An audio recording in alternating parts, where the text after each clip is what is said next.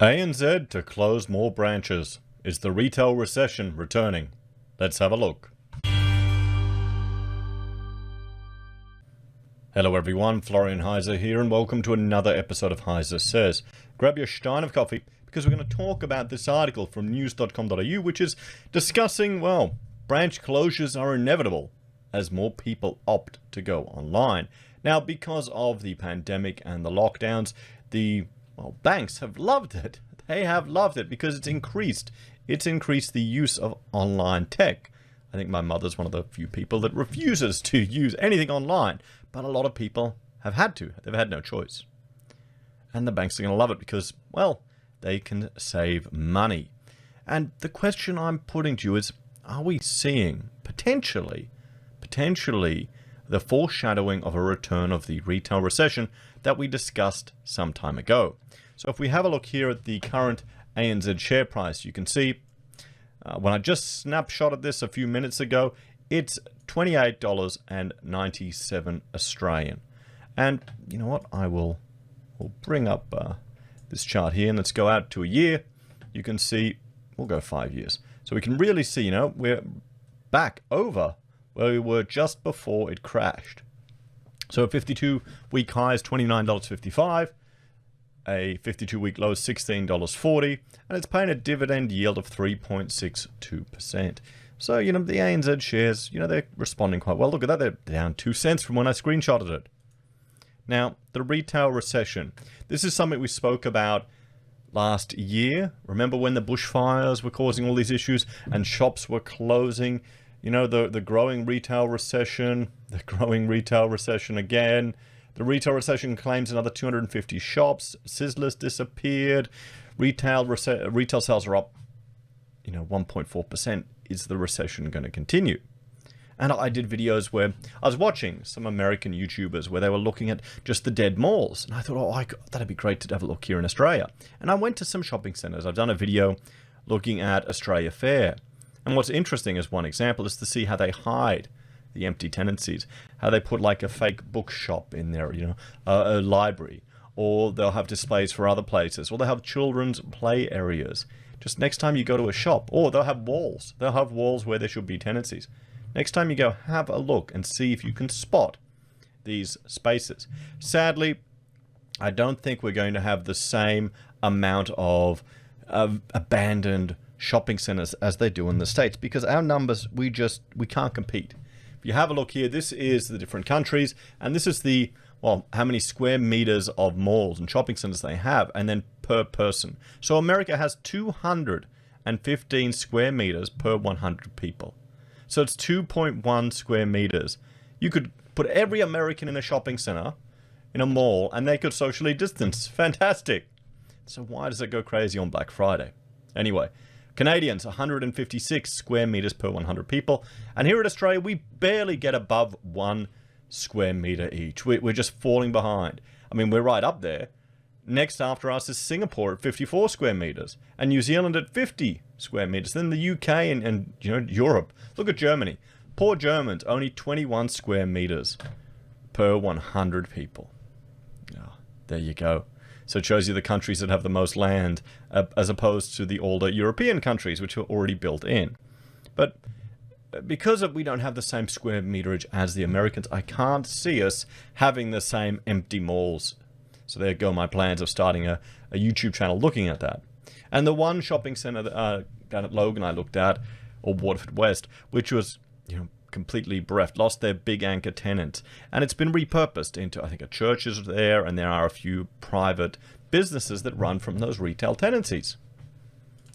So search results for the retail recession, it peaked over the Christmas period last year, and it's kind of just disappeared. There's been very little discussion over it or search traffic for it since then. We can see it's peaking in Victoria. That's where the greatest interest was, which I thought was quite interesting. So, if ANZ, they're not an anchor tenant, but they're, a typical bank. If they're closing their tenancies, everyone, could that be the beginning of more and more retailers trying to reduce their shopping centers that they need? So, ANZ, says bank closures are inevitable as more people opt to go online. ANZ has admitted more bank branches are likely to close due to customers' rapid uptake of online services. I'm sure they don't mind at all. The Melbourne-based bank has revealed only 8% of its customers now solely rely on branches, with the majority opting to use online platforms as a primary service. ANZ Head of Distribution, Katie Bray, said branch closures across the country would be inevitable in coming years as more people switched to digital transactions. I mean, this is the ultimate goal of going cashless, of removing physical cash. It's a cost saving, guys. Could you imagine that? All the banks would love it. They would love it. Maybe that was the first step in the $10,000 cash ban. The COVID-19 pandemic accelerated the shift when a vast number of branches were forced to close, pushing customers to online and phone banking services. Ms. Bray said customers had been reluctant to switch back to branches. "We have not seen a restoration of activity for everyday banking in our branches," she said. ANZ is not the only major bank looking to shrink the size of its branch network, with NAB and Westpac announcing a number of closures this year, some in major cities. Despite the shrinking footprint of physical stores, Ms. Bray said branches would still be vital to ANZ's network, but would be designed to deal with more complex issues such as home loans and financial hardship. "We still need branches, but fewer of them," she said. Well, yeah, that's the whole point. You're going to be closing more of these branches. It's going to have an impact on, well, the people working there.